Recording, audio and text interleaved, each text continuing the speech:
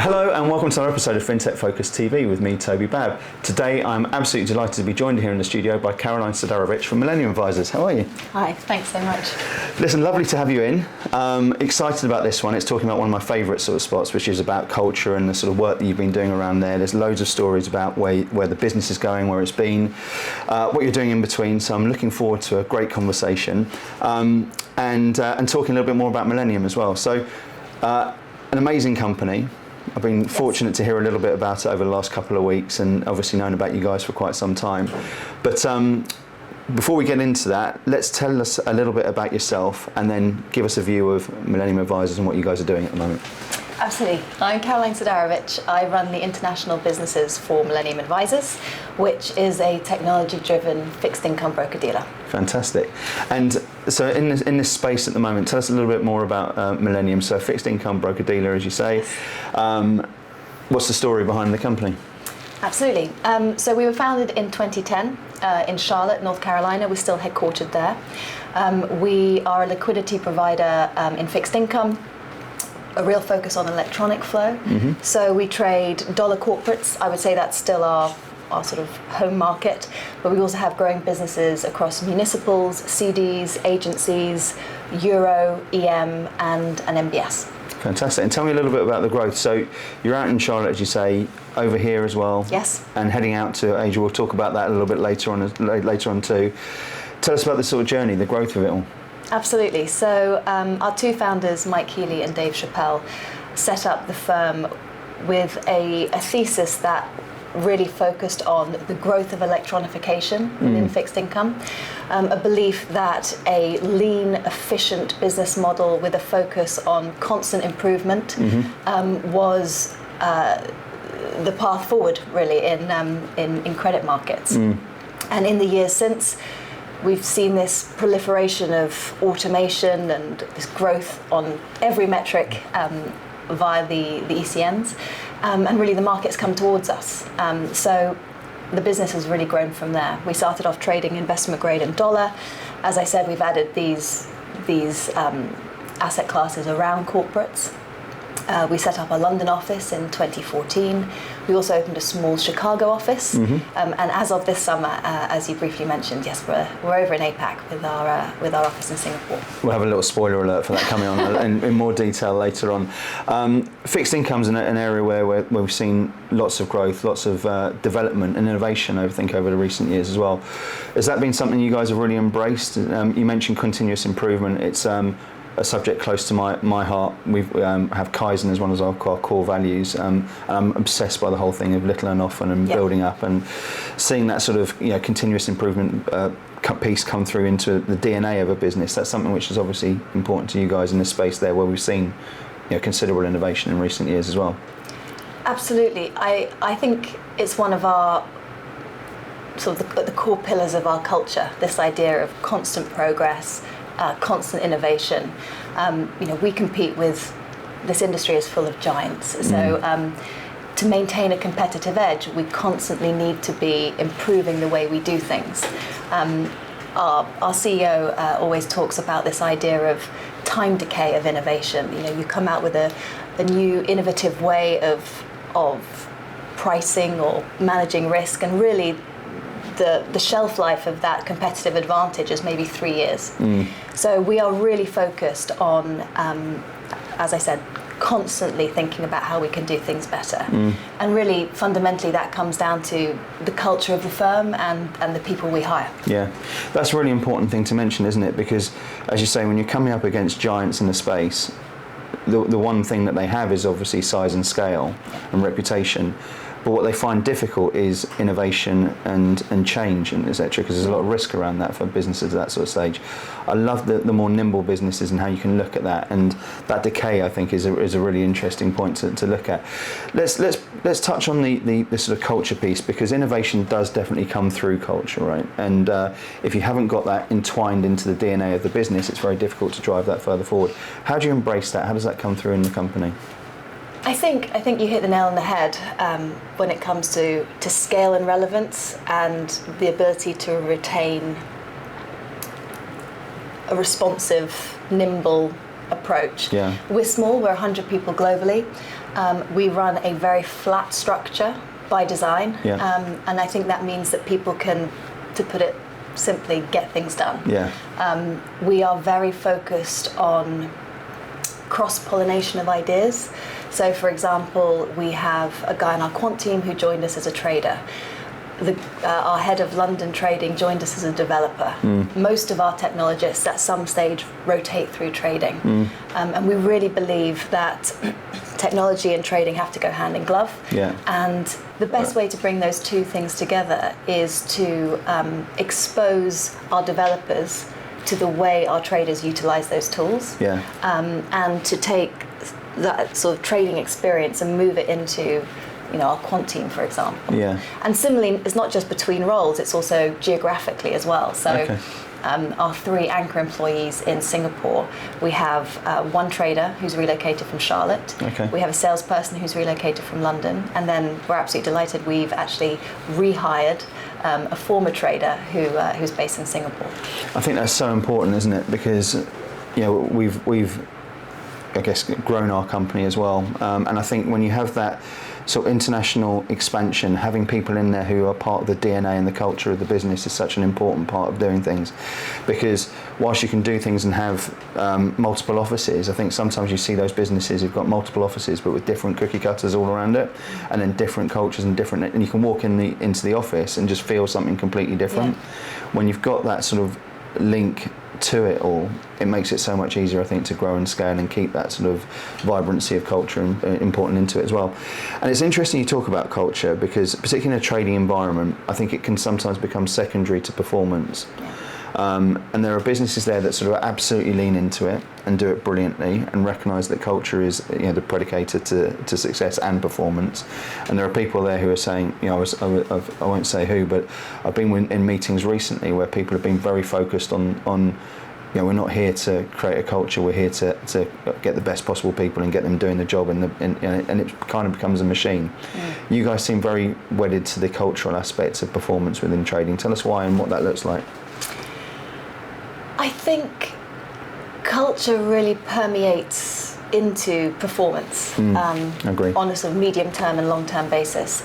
And on the basis that we need to, call it every 3 years, be pushing forward and doing something in a new way, it's really about creating an environment where we can extract that from our people. We spend so much time on the recruitment process. We're very protective of our culture, so we really are looking for super smart, super talented people, but who have the right mindset to thrive in our environment. And I think what that does is it means that every single person that we have in the building is making an impact. I mean, in a firm of 100 people, every single person has a massive impact on what we do each day. Yeah, well, it's literally a percentage of the business, isn't it?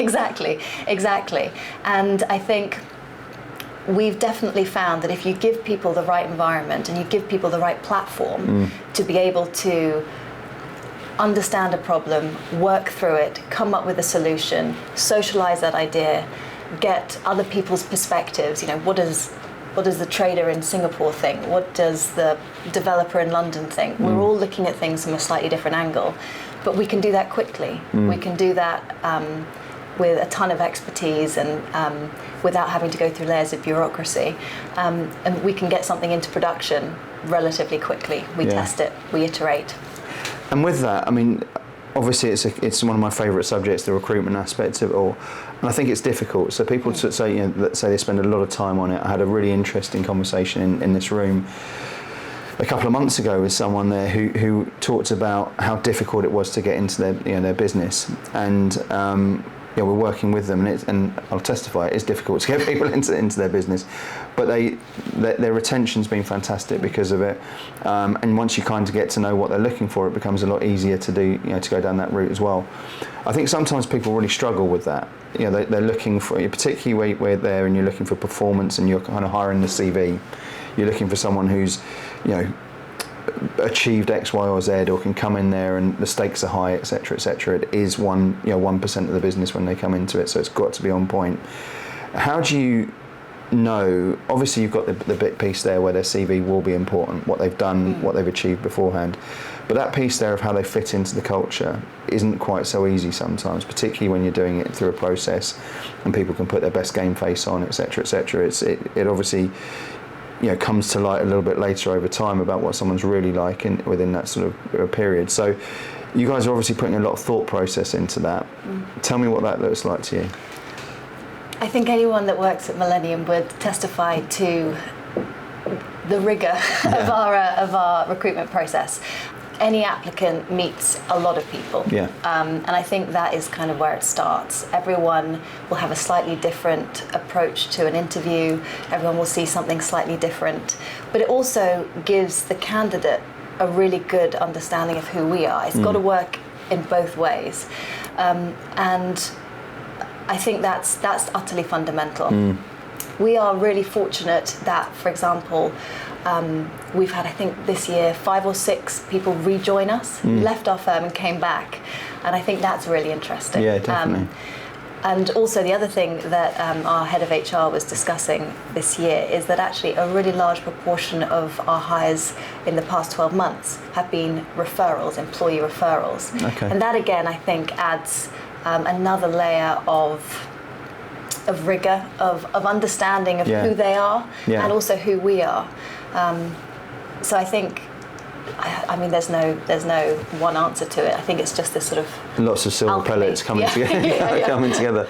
With regards to those returners, I'm always interested in this. What was the reason which brought them back? What did they say when they came back and found the grass wasn't necessarily greener and such like? Was it more innovation that they'd seen in the business that you guys had sort of pushed further forward? Was it the fact that they recognised that this is, what was it you think that is a common thread that brought these people back into the business? Because when you hear it 4 or 5 times over the space of a relatively short period, that's a trend, right? And so I'm interested to see what brought them back. That's a really interesting question, and I don't think I have a common set of answers. Certainly with our Singapore office, I think in that case, being part of a new endeavour within Millennium, I think was really exciting. Building a new regional footprint and actually growing a business within the ecosystem, I think was a pretty unique opportunity. Yeah, absolutely. You don't have many opportunities to almost build something from scratch. Exactly, within capital markets, within an established firm. So I think that was super interesting. I think also the reality is that we sit in a really interesting spot between these sort of giant financial firms and also within technology. So we've had people leave to go to technology firms and return. Because I do think there is something that we offer that's really unique, which is that sort of exposure to all these different elements of the business, these different global projects that we're working on. And I think sometimes the value of the lack of silo, if you like, that's a bit of a clumsy way of phrasing it, but until you experience the absence of that, maybe it's... I think that's such an important thing to look at. And I mentioned to you beforehand, we do the top 1% workplace awards every year. 8 years in, spoken to hundreds of companies about what makes them special, and actually spoken to loads of technologists and traders in the space, and they're constantly speaking to them every single day in the day job. And so we're trying to get this sort of blueprint of what they look for, what makes a great company, what makes someone stand out, what makes them great. And I think that exposure, and when you're talking about smart people, when you're talking about people there who are constantly looking to learn, to want to be the best in the world at what they can do, to do that, exposure and learning new things and being involved in growth and purpose and all those different parts of it, it's such an underestimated point, and it's not something that everyone can give. And I think if you go back to that cultural piece that you were talking about, flat structure, but still giving that progression and still giving people opportunities. And when you talk about people getting, moving around, and even those sort of case studies you gave earlier on of people who were here and now they're doing something completely different in the organisation, Tell us a little bit about how that works, why it works, and why you bring that about. One of the big challenges in my mind when you talk about a flat structure is how do we as managers give people progression? It's quite easy to say, right, this is now your new title, look, that's progression. But I think if you remove that, it really requires us as a firm to think about what progression is tangibly. And it's not a title, it's more about exposure. It's about learning new skills. It's about, if you're a developer, using new technologies, or trading new curves, or actually an entire sideways move out of one function into another. And I think that flat structure really forces us to be much more honest about true progression and how we provide that for everyone. And I think that that really works with people. Yeah. It's something tangible. It's not a title. And the feedback then comes through from people feeling like they are moving further forward. Yes. They're getting exposure to new bits and pieces. They've got a voice, I guess, Yes. as well. Yes, absolutely. And when you look at innovation, I think this is really interesting in your sort of environments. When you look at innovation, it's not usually, right, this is coming down and here's an idea from someone at the very top and you guys go and execute it. I'm imagining here that this is innovation coming from all the way across the business. Absolutely. I mean, absolutely hit the nail on the head. The most exciting pieces of innovation, I think, come about when somebody utilising the toolkit or facing the market or pricing risk says, I think maybe we could do this in a slightly different way or a slightly more efficient way. Or wouldn't it be interesting to see the interplay between X and Y? And everybody has a seat at the table. Everybody has the ability to come up with those ideas. And then you take that to one of our technologists or one of our quant team who can flesh it out, who can potentially work out what the path ahead would be for developing that kind of tool. That's, I think, how innovation best happens, when it's sort of in the heat of battle, if you like. I think that's I absolutely 100% agree with that. You know, when we're looking at that and see the best companies and the best thriving sort of environments around that sort of thing, it's an iterative process where everyone becomes interested in that sort of play and can contribute to it. And I think that sort of gets people, you know, fascinated about what they're doing and invested in what they're doing and engaged in what they're doing. And I think if you're looking at culture is engagement, about people moving together towards sort of a common goal. And I think that in that sort of, I won't badge it as David and Goliath, but that sort of play where you are a minnow against relative minnow against some of the sort of Goliaths that are out there, that has to happen through embedding those cultures where people are able to thrive and do their best work. I want to talk about cultures and how that sort of spreads across the globe. You mentioned before that Charlotte, Chicago, London, Singapore is now on the map at the same sort of time as well. You mentioned before that culture's grown by people there who've been part of the DNA of the business and had people relocating from, I guess, all areas of those parts of it as well, which is a massive help on it all. But first and foremost, tell us a little bit about why Singapore and why now, and then, if you would, just to expand on it as to how you guys have managed that sort of cultural shift in keeping keeping the DNA of the business running across all four locations.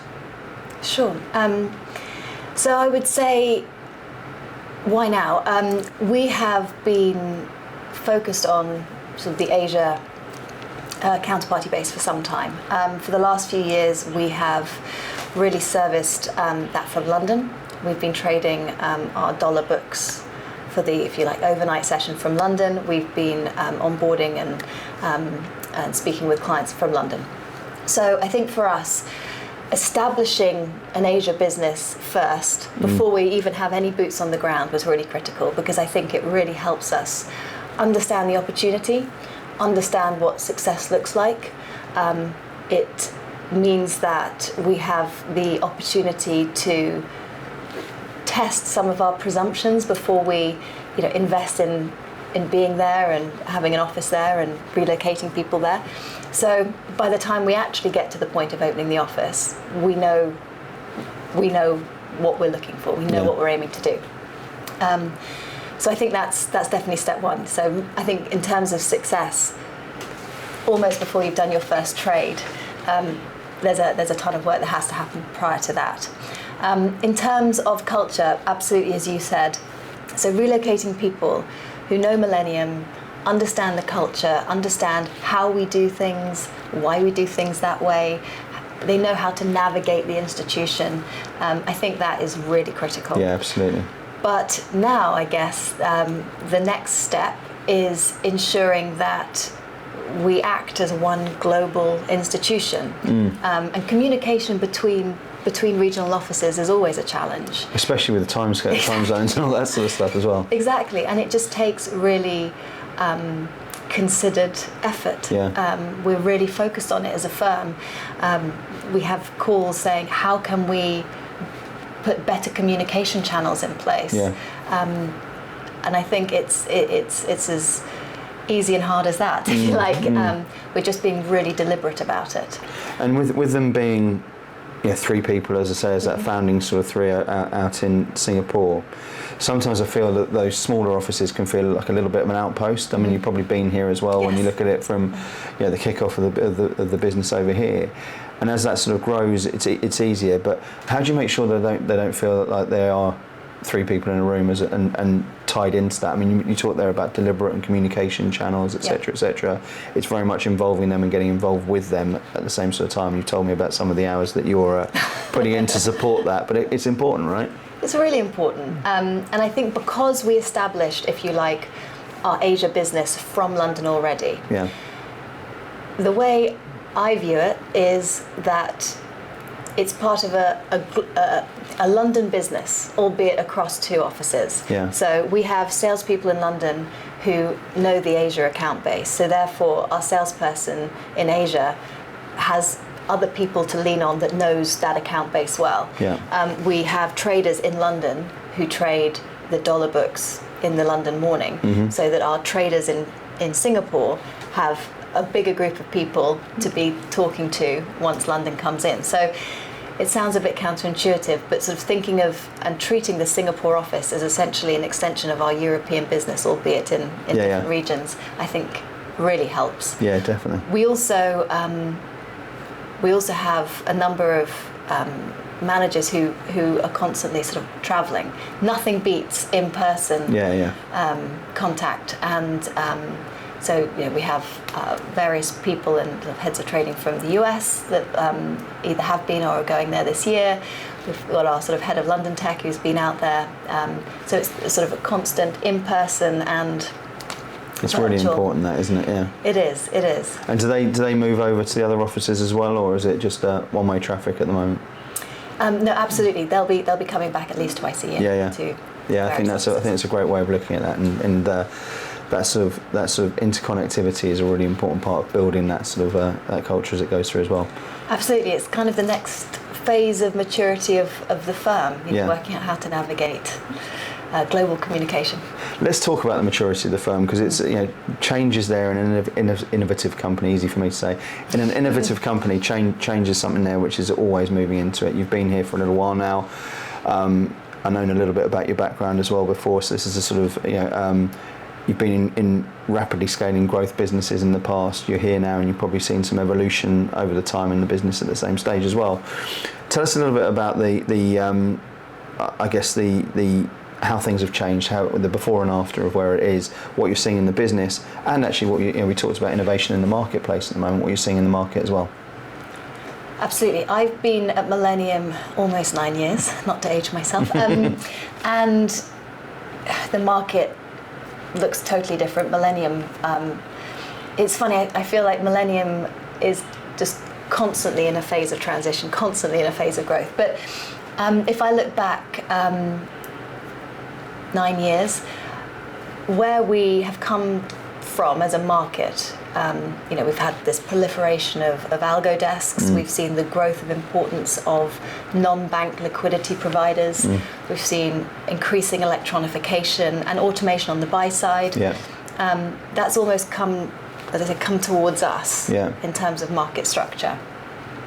From a Millennium perspective, it's really been, I think one of the key words is diversification. Diversification of revenues globally. We've taken our core competencies within sort of dollar, and the global appetite for dollar has gone through the roof in those years. And actually, if I now look at the contribution of sort of the London business and I know going forward the Singapore business, our revenue base is much more geographically diversified. Our non-corporates businesses have grown hugely. Our munis business, for example, had a huge growth in the past 12 to 18 months. And we're constantly looking at expansion of asset class. Here in London, for example, EM sovereigns has been a big growth area for us, looking at SSAs. We're focusing efforts on new asset classes in the US as well. So it's really been around, I think diversification is sort of the buzzword, if you like. But also, we are still doing all the things that we did 9 years ago that were key to our successes. So investment in technology, ongoing investment in our people.